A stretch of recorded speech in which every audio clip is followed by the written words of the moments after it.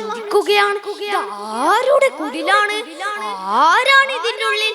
ചിന്ത കാടു കയറുകയാണ്. സമയം തെന്നി മറയുകയാണ്. സൂര്യൻ മെല്ലെ ഉദിച്ചു വരികയാണ്. ഖലീഫ മടങ്ങുകയാണ്. ഉടനെ തന്നെ ഉമർ റളിയല്ലാഹു അൻഹു കുടിലിലേക്ക് കുതിച്ചു. ചെന്നപ്പോഴാണ് തങ്ങളാ കാഴ്ച കാണുന്നത്. ഒരു വൃദ്ധയായ പാവപ്പെട്ട സ്ത്രീ കിടക്കുന്നു. അടുത്തായി 2 കുട്ടികൾ. ഉമർ റളിയല്ലാഹു അൻഹു ആ വൃദ്ധയോട് അവിടുത്തെ കാര്യങ്ങളെ കുറിച്ച് ചോദിച്ചു. ഉമ്മീ, നിങ്ങൾ ആരാണ്? എന്താണ് നിങ്ങളുടെ അവസ്ഥ? സ്ത്രീ മറുപടി നൽകി, മോനെ, ഞാനൊരു പാവപ്പെട്ട സ്ത്രീയാണ്. എൻ്റെ ബാപ്പയും എൻ്റെ തുണയും എന്നെ വിട്ടുപോയി. അല്ലാഹു അല്ലാതെ വേറെ ആരും എനിക്കില്ല.